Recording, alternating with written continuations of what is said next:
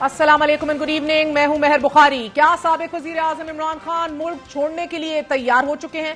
अब से कुछ देर पहले इमरान खान ने सोशल मीडिया पर अहम तरीन खिताब किया है। एक ऐसे वक्त में जब इमरान खान अपने 27 साल सियासी दौर में मुश्किल तरीन वक्त से गुजर रहे हैं, उन्होंने ताकतवर तरीन हलकों मुज़ाकरात के लिए एक कमेटी बनाने का ऐलान किया है।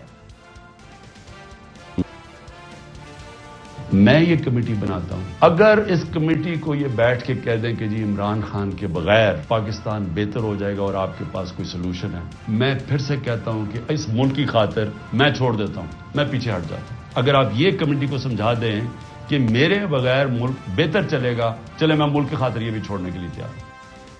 एक ऐसे वक्त में जब उनकी जमात जो है उसकी अहम तरीन रुफ़का एक house of cards domino effect की तरह गिरे चले जा रहे हैं, जमात छोड़ते चले जा रहे हैं। इमरान खान ने अपने खिताब में चीफ जस्टिस ऑफ पाकिस्तान को जमहूरियत बचाने की आखिरी उम्मीद करार देते हुए दरख्वास्त की है कि आप अपना किरदार अदा करें। मैं अपने सुप्रीम कोर्ट के जजेस को, मुझे पता है आपके अंदर इख्तिलाफ है, देखिए मुल्क के लिए बहुत जरूरी, आपने अगर इस मुल्क की जमहूरियत को ना बचाया और आखिरी उम्मीद अब आप रह गए, ये तारीख आपको माफ नहीं करेगी। रियासत की पॉलिसी के सामने पाकिस्तान तहरीक इंसाफ खड़ी रह पाएगी? क्या गिरफ्तार रहनुमाओं की रिहाई जमात से ऐलान ला ताल्लुकी से मशरूत है? क्या पार्लियामान मुल्क की मकबूल जमात पर सियासत के दरवाजे बंद कर सकती है? तहरीक इंसाफ को दरपेश सूरत हाल का मुआवजना 2018 के इलेक्शन से कबल मुस्लिम लीग नून से किया जा सकता है। लीडर की दर्जनों मुकदमात में जमानत मगर कारकुनान गिरफ्तार। क्या ये सियासी हिकमत अमली इमरान खान को महंगी पड़ गई है? ये अहम तरीन नुकात मौजूदा हालात में सालिम सियासत की कसौटी हैं। तहरीक इंसाफ से अलहदगी का सिलसिला तवातर से जारी है, बल्कि जोर पकड़ चुका है। तहरीक इंसाफ के सबसे मुतहर्रिक रहनुमा इमरान खान की किचन कैबिनेट का हिस्सा, जमात का फेस, जमात का मौकफ डट कर पेश करने वाले और इमरान खान के करीबी साथी फवाद चौधरी और असद उमर दोनों आज जमात से अलहदा हो चुके हैं। तहरीक इंसाफ के लिए यह बहुत बड़ा सियासी धचका है। तहरीक इंसाफ के पोस्टर बॉय बकौल इमरान खान पार्टी का मुआशी विजन समझने और इस पर अमल करने वाले साबिक वजीर खजाना असद उमर ने पार्टी ओहदा छोड़ दिया है, जबकि तहरीक इंसाफ के पॉलिसीज का मीडिया पर दिफा करने वाले सीनियर नायब सदर गुज़िश्ता हुकूमत में वजीर इत्तलात रहने वाले फवाद चौधरी ने भी पार्टी छोड़ने का ऐलान कर दिया है। फवाद चौधरी एक बार अपने ओहदे से हटाए गए मगर उन्हें दोबारा वही वजारत सौंप दी गई। ये उनकी अहलियत की जमानत थी। तर्जुमानी अपनी जमात की डट के करते थे। फवाद चौधरी ने अपनी ट्वीट में आज लिखा कि पहले बयान में 9 मई के वाकयात की वाज़ेह अल्फाज में मजम्मत कर चुका हूं। इसी हवाले से मैंने सियासत से किनारा कशी का फैसला कर लिया है। पार्टी ओहदे से इस्तीफा देकर इमरान खान से अलहदगी इख्तियार कर ली है। तहरीक इंसाफ से अलहदगी करने वाले बहुत से रहनुमा नाज़रीन ये इल्जाम आयद करते हैं कि इमरान खान जिनके मशवरे पर चलते थे, सियासत की बंद गली में चलते चलते पहुंच गए। उनमें से एक कलीदी किरदार फवाद चौधरी का भी है। परवेज इलाही जो कि अब तहरीक इंसाफ के सदर हैं, जिन्होंने अभी तक जमात नहीं छोड़ी, उनका फवाद चौधरी साहब के हवाले से क्या कहना था? पहले फड़िया जांदा थे असैम्बलियां बच जांदी है, एकदम मुलायजा कीजिए। एक तो बेचारा मैंने ਉਹਦਾ बड़ा अफसोस है, कभी पहला फड़िया जाता तो असी साडा काम ठीक हो जाना सी, पहला फड़िया जाता तो असी साडा काम ठीक हो जाना सी। एक वाज़ेह फर्क सामने आ रहा है। फवाद चौधरी जमात छोड़ चुके हैं, जबकि असद उमर ने जमात नहीं अपने ओहदों से इस्तीफा दिया है। वो आज भी जमात का हिस्सा हैं। आज ही इस्लामाबाद हाई कोर्ट ने तहरीक इंसाफ के रहनुमा असद उमर की गिरफ्तारी का लदम करार देते हुए फौरी रिहा करने का हुक्म दिया है। दौरान समाअत अदालत ने असद उमर को हदायत की कि पुरतशद्दुद एहतजाज का हिस्सा ना बनने से मुतल्लिक बयान हल्फी जमा कराएं। बयान हल्फी की खिलाफ वर्जी हुई तो आपका सियासी करियर खत्म हो जाएगा। अदालत ने असद उमर को ट्वीट्स भी डिलीट करने की हदायत दी। असद उमर को आज शाम रिहा कर दिया गया और रिहाई के फौरी बाद अब से कुछ देर कबल असद उमर ने पार्टी ओहदों से अलहदगी का बाज़ाब्ता ऐलान कर दिया है। उन्होंने कहा कि 1971 से भी बदतर हालात हैं आज, और आज के हालात में मैं पार्टी का सेक्रेटरी जनरल और कोर कमेटी की मेंबरशिप से मुस्ताफी हो रहा हूं। सवाल के जवाब में उन्होंने क्लैरिफाई किया कि ओहदों से इस्तीफा दिया है, जमात से इस्तीफा नहीं दिया। उन्होंने कहा हम तो इधर ही खड़े हैं। साथ ही जब सहाफियों ने सवाल पूछा तो उन्होंने कहा कि क्या सारी तबाही एक आदमी की वजह से आई, तो उन्होंने कहा कि मैं नहीं समझता। नाज़रीन, सूरत हाल ये है कि भावलनगर, अटक, मियांवाली से कमो बेश तमाम रुकने सूबाई और कौमी असेंबली रूपोश हैं। पाकिस्तान के दीगर शहरों से कारकुनान अब तक गिरफ्तार किए जा रहे हैं। तहरीक इंसाफ इस वक्त अपने 27 साल सियासी दौर के सबसे कड़े इम्तिहान से गुजर रही है। जमात में दूसरे और तीसरे दर्जे के रहनुमाओं के नुकसान पर काबू पाया जा सकता है। सियासत इस इम्तिहान से कई बार गुजरी है, मगर फवाद चौधरी, शीरी मजारी, असद उमर, आमिर कियानी समेत जमात के सफ़े अव्वल की क़यादत, जमात की शक्ल, जमात की तर्जुमानी करने वाले, जमात की पहचान अगर ये छोड़ना शुरू कर दें तो तहरीक इंसाफ के लिए ये नाकाबिले तलाफी नुकसान है, ये कहना गलत ना होगा। दूसरा नुक्ता सियासत के दरवाजे बंद होने से मुतल्लिक है। तहरीक इंसाफ पर पाबंदी लगाने पर गौर किया जा रहा है। वजीर दिफा ख्वाजा आसिफ का कहना है कि अगर पीटीआई पर पाबंदी से मुतल्लिक फैसला हुआ तो पार्लियामेंट से रुजू किया जाएगा। रियासत की असास पर हमला किया गया है। इमरान खान के घिनौने अज़ाइम थे कि जो किसी भारतीय के यूज। ये एक सरकर्दा सियासी रहनुमा के आज के तासुरात हैं। एक और जहांदीदा सियासतदान जिन्होंने तारीख के जबर से बहुत सीखा, वो आज से कुछ साल पहले क्या कहते थे, मुलाहिजा कीजिए। तरीका ये नहीं है कि सियासी जमातों का सरकलम कर दो। ये सरकलम होते हैं 20-20 साल सियासी जमातें उस सदमे से बाहर नहीं निकलती। अगर हम सियासी जमातों को कमजोर कर दें फिर लोग डंडे पकड़ लेंगे, फिर मुल्क में अनारकी फैल सकती है, सियासी क़यादतें इर्रेलेवेंट हो जाएंगी। तहरीक इंसाफ पर पाबंदी जमात के लिए कड़े इम्तिहान से गुजरने का दूसरा मरहला है, जबकि सेनेटर अली जफर का कहना है कि तोड़ फोड़ इनफरादी अमल है। इस बुनियाद पर किसी जमात पर पाबंदी नहीं लगाई जा सकती। अगर तहरीक इंसाफ पर पाबंदी लगाई गई तो सुप्रीम कोर्ट एक दिन में कलअदम करार दे देगी। लोग किसी प्रोटेस्ट के अंदर तोड़ फोड़ करते हैं तो वो एक इंडिविजुअल एक्ट होता है, उनके खिलाफ एक्शन लिया जा सकता है, लेकिन उसकी बिना पे पॉलिटिकल पार्टी को बैन नहीं किया जा सकता। इस किस्म की इकदाम अगर उठाया जाता है तो मुझे यकीन है कि यही अदालत जो है एक ही दिन में उस किस्म के इकदाम को कलअदम करार दे देगी। केयर टेकर हुकूमतें जो KPK में हैं और पंजाब में हैं वो गैर आइनी हैं। आइन जो है वो मेरी नजर में कत्ल हो चुका है उसका। एक ऐसा सिचुएशन है जिसको मैं कहता हूं कि एनार्की है। तीसरा नुक्ता इमरान खान की सियासी हिकमत अमली से मुतल्लिक है। गुज़िश्ता रोज इमरान खान की बैक वक्त दहशतगर्दी के 8 मुकदमात में अबूरी जमानत मंजूर की गई और अदालत की जानिब से तौसी भी दी गई। इसी तरह 4 मई को 9 मुकदमात में इमरान खान को अदालत की जानिब से जमानत मिली। इमरान खान दर्जनों मुकदमात में जमानत हासिल कर चुके हैं और गिरफ्तारी से इज्तनाब करते आए हैं। जरदारी साहब इस मुल्क के उन चंद सियासतदानों में से हैं, whether you politically agree with him और डिसएग्री विद हिम, जिन्होंने 1 दिहाई से ज्यादा अरसा जेल में गुजारा है। जरदारी साहब कहा करते थे कि हमने नैब को झेला है, जेलें काटी हैं। मसला आपका है, आप जेलें नहीं काट सकते।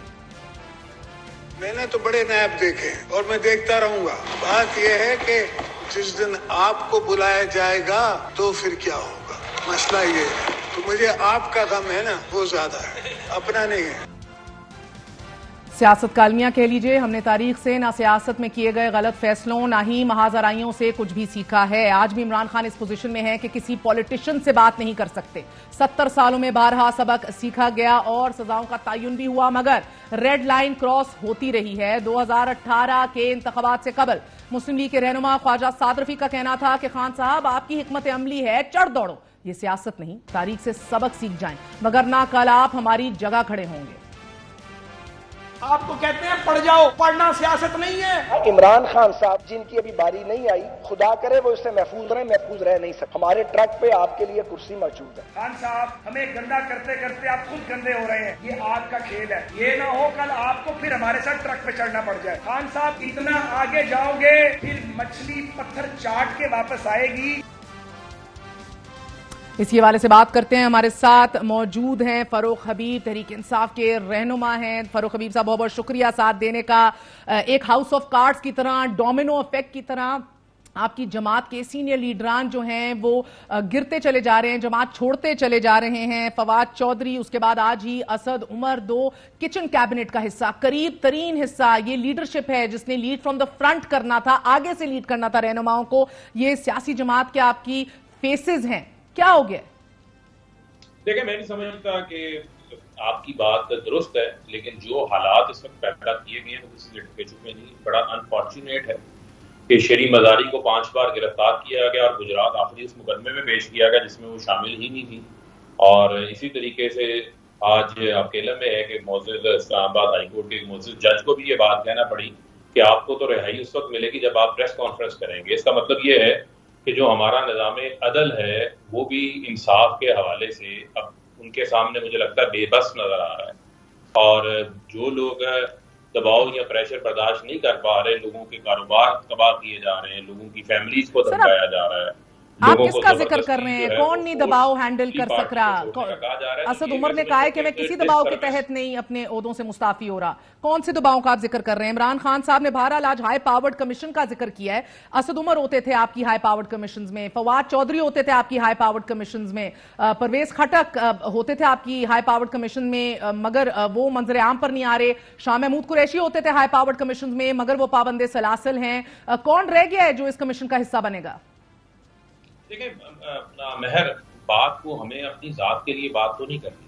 دیکھیں معاملہ کیا ہے, معاملہ یہ ہے کہ 9 مئی کے تناظر میں آپ کہہ رہے ہیں جی کہ ایک پارٹی جو سیاسی جماعت, ایک پارٹی وحد وفاق کی پارٹی ہے, پاکستان کے مقبول ترین لیڈر ہیں جو پورے ملک کو جو ہے وہ اکٹھا کر سکتے ہیں, جن کی عالمی سطح کے اوپر ایک آواز کی اہمیت ہے عمران خان کی. آج پوری دنیا انسانی حقوق کی خلاف ورزیوں کے خلاف پاکستان کو جو ہے وہ دیکھ رہی ہے, اس کے اوپر لوگ اپنی آواز بلند کر رہے ہیں. کیا ہم پیغام دے رہے ہیں؟ کیا ہم یہ پیغام دے رہے ہیں کہ کل کو کوئی آئین کو نہیں مانے گا, کوئی عدالت کے فیصلے کو نہیں مانے گا, جس کے پاس طاقت ہوگی جس کو مرضی وہ دبا لے گا؟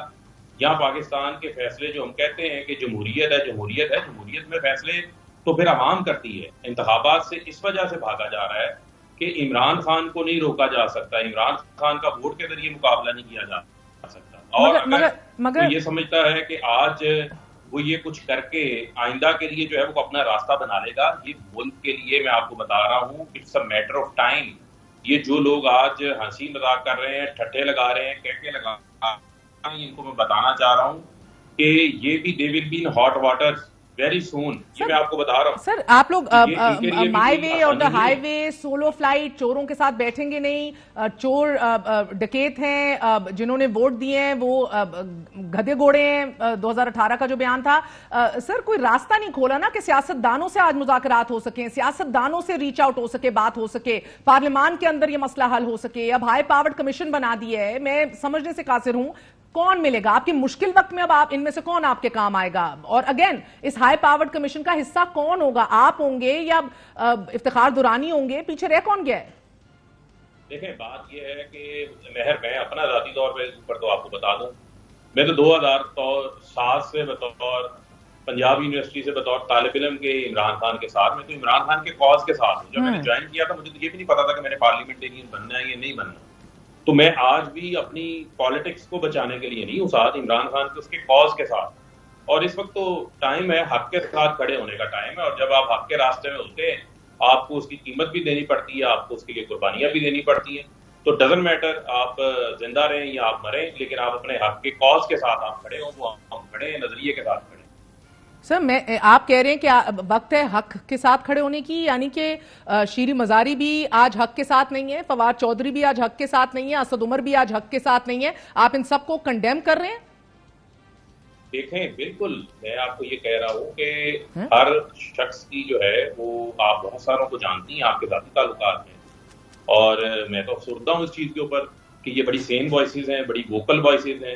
اسی وجہ سے میں نے کہا کہ it's a disservice to democracy. اس کے اوپر جو ہے وہ میرے سے سوال نہیں کیا جا سکتا, یہ سوال اس سسٹم سے ہونا چاہیے جس کا ہم سب شکار ہیں. اور آج کوئی میڈیا کی بھی آزادی نہیں ہے, اور آپ لوگ بھی جس ماحول میں کام کر رہے ہیں, جس گھٹن کے ماحول میں, مجھے بھی اس چیز کا بھی اندازہ ہے. تو میں سمجھتا ہوں کہ ہم اس کو فیس کریں گے اور اسی میں سے راستہ بھی بنے گا, آپ دیکھیں انشاءاللہ. بڑی مزے کی بات ہے, اپوزیشن میں آ کے ہر ایک کو میڈیا کی گھٹن کا اندازہ ہو جاتا ہے, مگر that is a debate into itself. Sami Ibrahim بھی اریسٹ ہو گئے ہیں, مگر مجھے ایک بات بتائیے گا سر, اینڈ ویری امپورٹنٹلی سو, کہ ایسے حالات میں آپ کہہ رہے ہیں کہ یہ حق اور سچ کے ساتھ نہیں کھڑے, جو ٹھک ٹھک ٹھک ڈومینو افیکٹ کی طرح گرتے چلے جا رہے ہیں. مگر سر ابھی بھی جواب مجھے یہ جاننا ہے, عمران خان کیا آج بھی تیار ہیں بلاول بھٹو زرداری, شہباز شریف صاحب کے ساتھ بیٹھنے کو, ان سے بات کرنے کو آج بھی تیار ہیں, یا ابھی بھی نہیں بات نہیں کریں گے, ہائی پاورڈ کمیشن بنائیں گے, کسی اور کو آگے بھیجیں گے؟ دیکھیں جواب بڑا واضح ہے. ہم نے پہلے بھی انکار نہیں کیا, پہلے بھی ہم نے ان کے ساتھ مذاکرات کیے, انتخابات کی تاریخ کے حوالے سے کیے تھے, اور ہم نے کہا تھا کہ نئے انتخابات کے حوالے سے, صاف اور شفاف انتخابات کے حوالے سے ہم ہر وقت مذاکرات کے لیے تیار ہیں. عمران خان جب بطور وزیر اعظم تھے تو انہوں نے اسمبلی میں کھڑے ہو کے بھی یہ تقریر کی, لیکن جو لوگوں کی خواہشات ہیں, لوگ کہتے ہیں نہیں ہمیں لیول پلینگ فیلڈ چاہیے, اس کو زیرو پہ کرو, عمران خان کو جو ہے وہ نااہل کرو, عمران خان کو سیاست سے جو ہے وہ مائنس کرو. وہ پھر ان کی خواہشات ہیں. میں یہ بتا رہا ہوں کہ یہ لوگوں کے اندر آلریڈی ایک مایوسی موجود ہے اور اس مایوسی کو مزید بڑھاوا دیا جا رہا ہے, اس میں مزید اضافہ کیا جا رہا ہے. جو آج انتخابات کے خلاف ہے, کل کو میں بتا رہا ہوں آپ کو دانتوں تلے انگلیاں لے کر جو ہے وہ بیٹھے ہوں گے اور وہ پچھتائیں. سسٹم کو چلنا چاہیے, ڈیموکریٹک پروسیس کو چلنا چاہیے. آپ ابھی بھی مجھے جواب نہیں دے رہے. ابھی بھی جب میں آپ سے مخاطب ہوں, ہائی لیول کیبنٹ کی کمیٹی بیٹھی ہوئی ہے, شہباز شریف صاحب کی قیادت میں تمام تر کابینہ بیٹھی ہوئی ہے, غور و فکر ہو رہا ہے. ممکنہ طور پہ آپ کی جماعت کو کالعدم قرار دینے کا بھی غور و فکر ہو سکتا ہے, ہو رہا ہو, مگر یہ نہیں ہو رہا کہ عمران خان صاحب سے ریچ آؤٹ کیسے کیا جائے, ملک میں امن و امان کیسے لایا جائے, کس طرح نارملسی کی طرف جایا جائے, اور جنہوں نے جلاؤ گھراؤ کیا, جو اس کا حصہ رہے, چاہے وہ جو بھی تھے, ان کو کیفے کے دار تک کیسے پہنچایا جائے, یہ بات نہیں ہو رہی. سو ابھی بھی آپ میرا جواب نہیں دے رہے. کیا عمران خان صاحب, بلاول بھٹو زرداری, شہباز شریف ان کے ساتھ بیٹھنے کو تیار ہوں گے؟ دیکھیں, ابھی جب کوئی پیش رفت ہوگی اس کے اوپر اس کا جائزہ لے لیا جائے گا. آج عمران خان صاحب نے پھر ان کو آفر کی ہے. دیکھیں, ہم تمام جو جمہوری روایات ہیں, جو اقدار ہیں, جو پرامن جدوجہد ہے, ہم اس کو لے کے چل رہے ہیں. ہم نے عمران خان نے پہلے بھی, عمران خان ہی ایک امید کا فیکٹر بن کے بیٹھے ہیں. میں آپ کو یہ بات بتا رہا ہوں, جو لوگوں کی اس وقت حالت ہے, 50 لاکھ لوگ بے روزگار ہو چکے ہیں, مہنگائی 70 سالہ ریکارڈ ٹوٹ چکے ہیں, بجلی کے بل اس مہینے لوگ نہیں دے پائیں گے, لوگوں کی مشکلات ہیں, ملک جس دہانے پہ کھڑا ہے وہ چیلنجز آپ کے سامنے ہیں. تو یہاں پہ کوئی ایزی گوئنگ نہیں ہے. کوئی یہ سمجھ رہا ہے دودھ اور شہد کی نہریں بہہ رہی ہیں, ایسا نہیں ہے. لوگ تکلیف میں ہیں. تو عمران خان ایک امید کا فیکٹر ہے. اگر آپ اس امید کے فیکٹر کو سائڈ پہ کر دیں گے تو جب لوگ نا امید ہوتے ہیں تو پھر اس کے نتائج بھی کچھ اور ہوتے ہیں. وہ پھر آپ کے کنٹرول میں بھی نہیں ہوں گے, میرے بھی نہیں ہوں گے. بہت بہت شکریہ. فاروق حبیب ہمارے ساتھ تھے. بلا شبہ تحریک انصاف کا ریاستی اداروں سے الجھنے کا بیانیہ بہت بہت مہنگا پڑ رہا ہے. ریاست نے ایک واضح لکیر کھینچ دی ہے نو ٹالرنس کی, اور ایک سیاسی جماعت اگر یہ سوچتی ہے کہ تشدد, جلاؤ گھراؤ اور ریاست کی بنائی ہوئی سرخ لکیر کو عبور کر کے سیاسی حیثیت میں اضافہ کیا جا سکتا ہے, تو یہ آج ثابت ہو گیا ہے کہ ایسا نہیں کیا جا سکتا. ایک چھوٹا سا وقفہ لیں گے, وقفے کے بعد بات کریں گے. ایک بڑی خبر کے ساتھ پیش ہوں گے. اسٹے ود اس.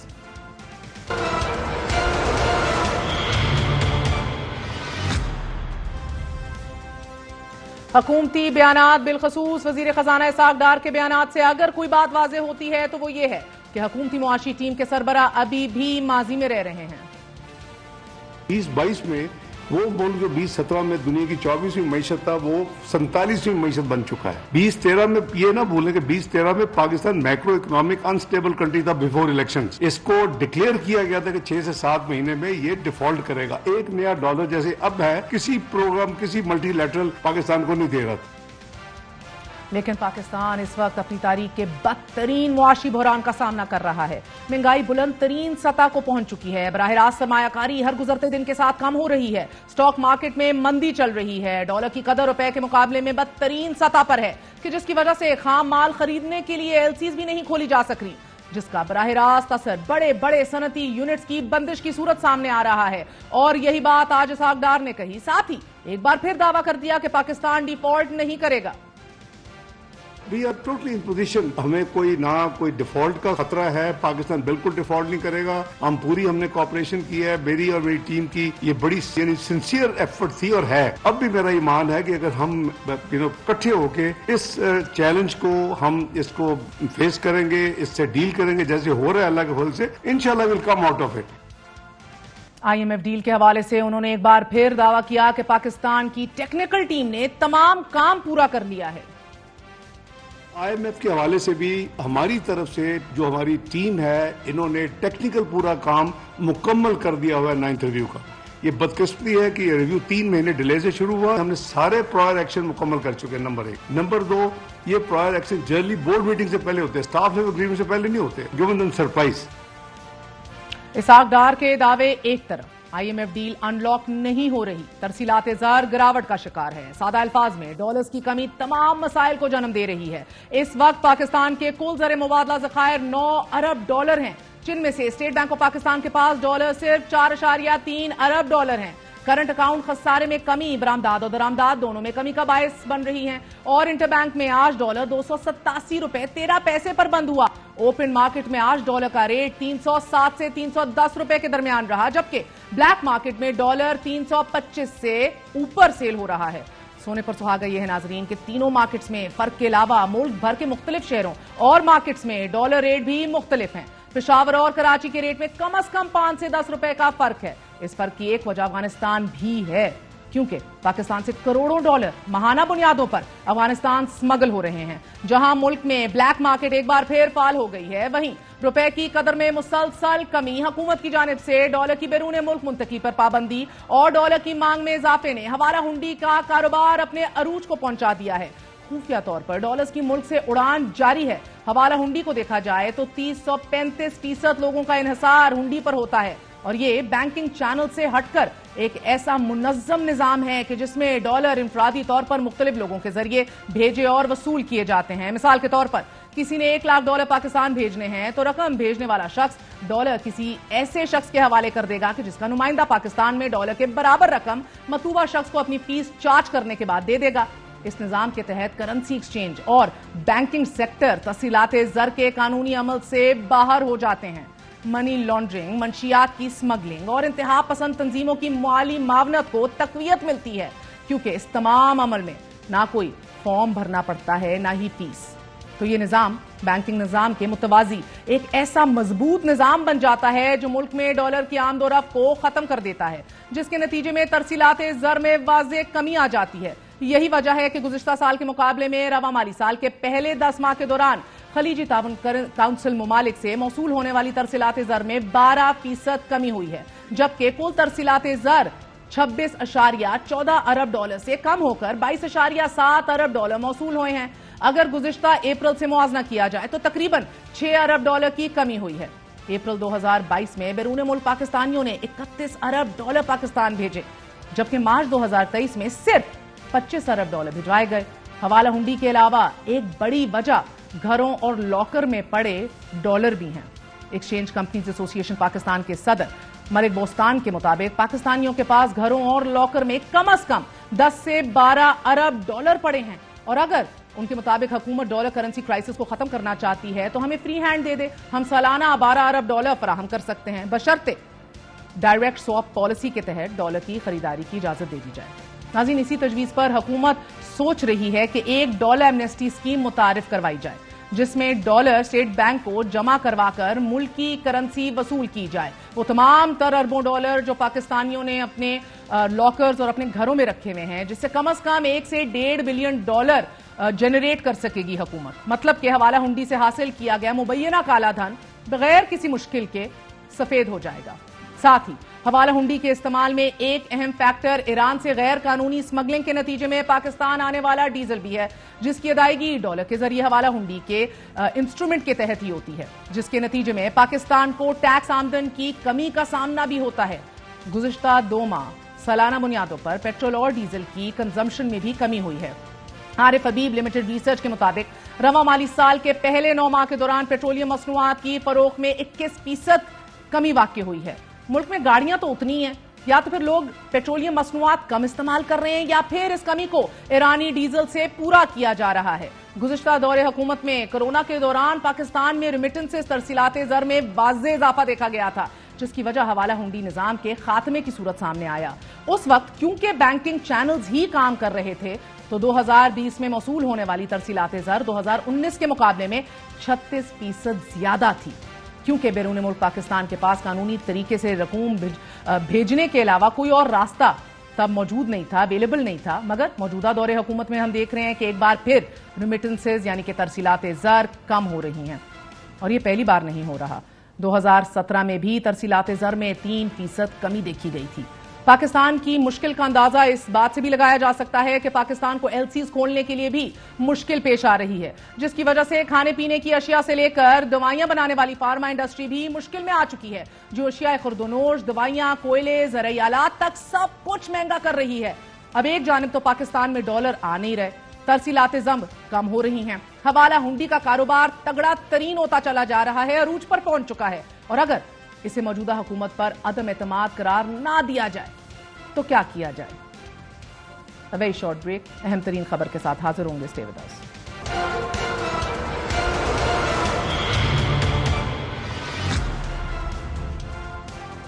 9 मई के पुरतशद्दुद मुजाहिरों और घिराव जलाव के असरात ने सियासत की हैयत नहीं बदली। हुकूमत को कानूनी महाज पर दरपेश संगीन चैलेंजेस से भी जान खलासी बख्शती है।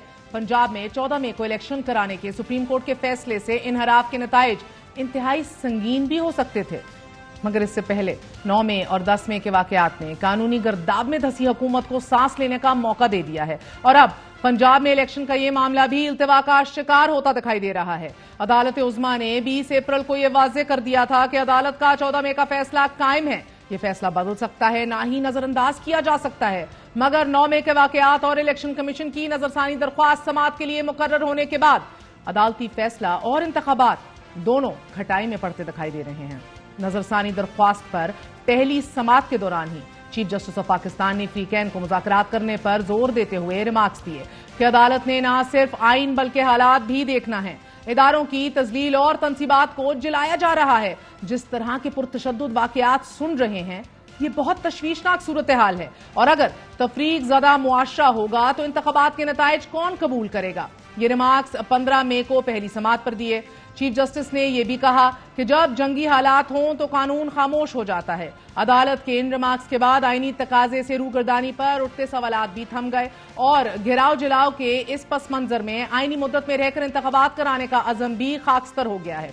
इंतखाबात की आईनी मुद्दत को गुजरे अब 10 दिन हो गए हैं, मगर अभी भी मामला नजरसानी दरख्वास्त पर दायरा कार के तय्युन में उलझा है। आज की समाअत के दौरान भी जस्टिस मुनीब अख्तर ने इलेक्शन कमीशन के वकील से इस्तफसार किया कि नजरसानी के दायरा कार पर आपकी दलील दुरुस्त मान लें तो सुप्रीम कोर्ट रूल्स कलअदम हो जाएंगे। सुप्रीम कोर्ट रूल्स में नजरसानी पर अभी तक कोई तरमीम नहीं की गई। दायरा कार बढ़ाया तो कई साल पुराने मुकदमात भी आ जाएंगे। चीफ जस्टिस ऑफ पाकिस्तान ने इलेक्शन कमीशन के वकील से मुखातिब होते हुए रिमार्क्स दिए कि क्या 150 साल की अदालती नजीरें गैर मौसर हो गई हैं। 150 साल अदालती नजीरों के मुताबिक नजरसानी और अपील के दायरा कार में फर्क है। वकील इलेक्शन कमीशन ने दरख्वास्त की कि नजरसानी दायर करने के लिए मुद्दत खत्म नहीं होनी चाहिए। इस पर जस्टिस मुनीब ने इलेक्शन कमीशन के वकील से इस्तफसार किया कि 70 साल में आपने ये नुक्ता दरियाफ्त किया है तो इसके नताइज भी बता दीजिए। आपको शायद अपनी दलील माने जाने के नताइज का अंदाजा नहीं है। नजरसानी दरख्वास्त के दायरा कार पर इस बहस के साथ साथ चीफ जस्टिस ने अटॉर्नी जनरल से मुखातिब होते हुए फरमाया कि आपको घबराना नहीं चाहिए, अदालत आपकी समाअत के लिए बैठी है। कोई माकूल नुक्ता उठाया गया तो जायजा लेकर फैसला करेंगे। चीफ जस्टिस ने अटॉर्नी जनरल से मुकालमा करते हुए कहा कि माजी को हुकूमत के खिलाफ इस्तेमाल नहीं करेंगे। हुकूमत की नहीं, अल्लाह की रजा के लिए बहुत सी कुर्बानियां देकर यहां बैठे हैं। आप अपने साथियों से कहें कि हमारे दरवाजे पर ऐसी बातें ना करें, ऐवान में गुफ्तगू भी सख्त ना किया करें। हम अल्लाह के लिए काम करते हैं, इसलिए चुप बैठे हैं। आप सफाइयां ना दें, अदालत साफ दिल के साथ बैठी है। हमने आपको खुश आमदेद कहा, गुड टू सी यू कहा। चीफ जस्टिस ने रिमार्क्स देते हुए यह भी कहा कि अदालत 2 मिनट में फैसला कर सकती है कि नजरसानी खारिज की जाती है, लेकिन अदालत कानूनी नुकात सुनकर फैसला करना चाहती है। हम आसानी से यह कह सकते हैं कि आपने सवारी मिस कर दी। चीफ जस्टिस ने 184(3) अस खुद नोटिस के हवाले से रिमार्क्स देते हुए कहा कि 184(3) का इस्तेमाल बहुत बढ़ गया है। एहसास हुआ है कि इससे गलतियां भी हो सकती हैं।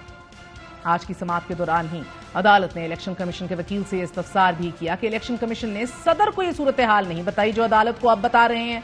इलेक्शन कमीशन ने सदर को एक दिन इंतखाबात की एडवाइस क्यों नहीं दी। नाज़रीन, मुज़ाकराती हल की तजावीज़, नजरसानी के दायरा कार और सूरत हाल की संगीनी के एहसास के बाद इंतखाबात का ये आईनी तकाजा कहीं पीछे रहता दिखाई दे रहा है।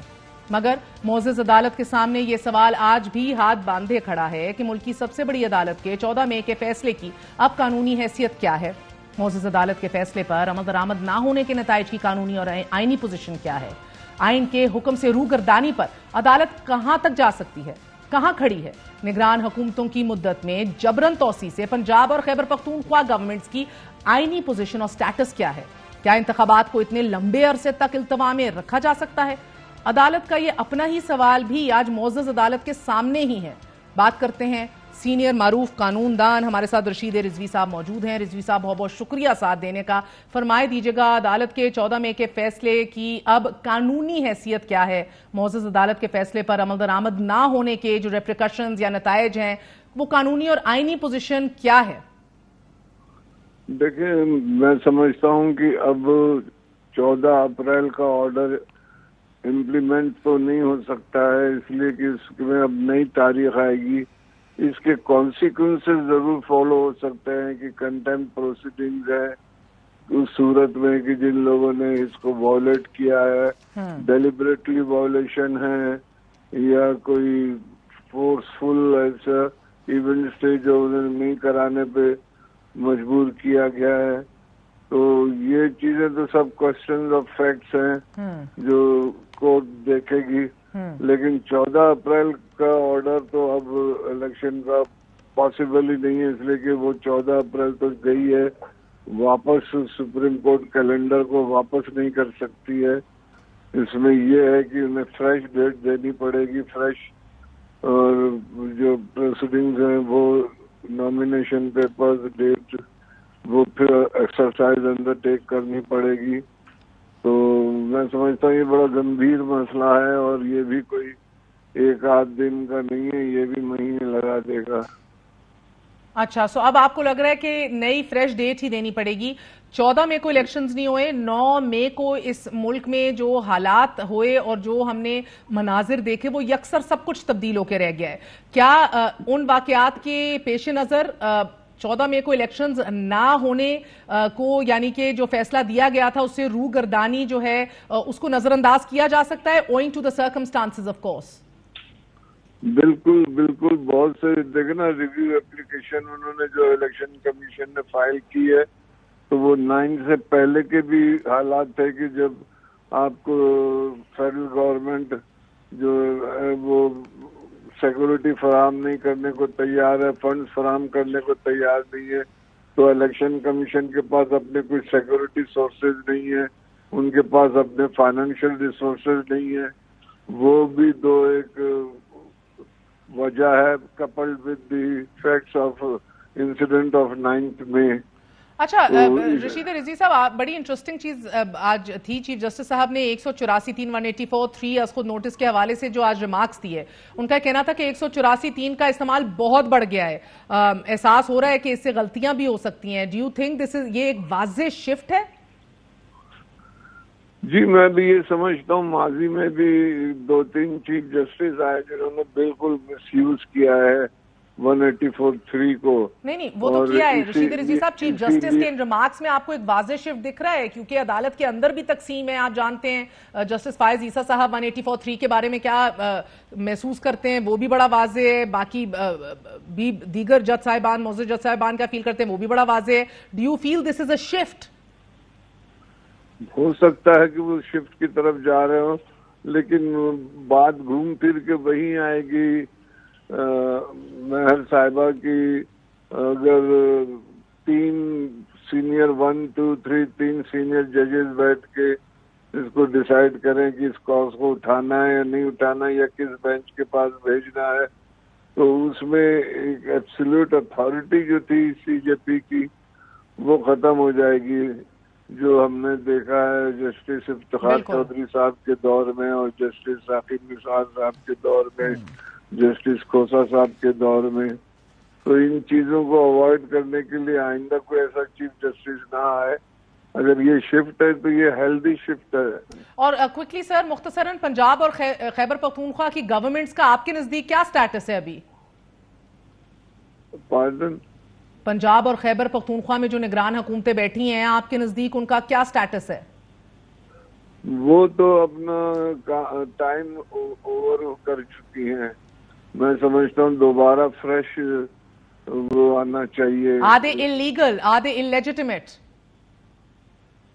نہیں، وہ بھی وہی ہوگا، اسی پروسیس کے تھرو نئی کیئر ٹیکر گورنمنٹ آئے گی. لیکن یہ لوگ تو فیل ہو چکے ہیں، انہوں نے مینڈیٹ کو ڈیلیبریٹلی یا کوئی انسیڈنٹلی کسی وجہ سے اس کو انہوں نے فلاؤٹ تو کیا. کانسٹیٹیوشنل مینڈیٹ تو تھا 90 days کا. بہت بہت شکریہ. ہمارے ساتھ رشید رضوی صاحب موجود تھے، آپ نے گفتگو سنی. دیر از سو مچ رائٹ ناؤ جو ہوا میں ابھی بھی معلق ہے، انٹرپریٹیشنز، انتخابات، مستقبل کی سیاسی لیڈرشپ، اس سارے کے اینڈ بھی جہانگیر خان ترین صاحب ایک بار پھر فعال ہو گئے ہیں اور اون چودھری کا کہنا ہے کہ چند دنوں میں بڑی خوشخبری سنائیں گے. دل تھام کے بیٹھے ہیں، خوشخبری کی نوید پورا ملک سننا چاہتا ہے، لیکن ایسی خوشخبریاں جو ڈائجسٹ بھی ہو سکیں، اتنی ہی لیجیٹیمیٹ لگیں اور قابل قبول ہوں۔ I'll see you all tomorrow. Good night. Allah Hafiz.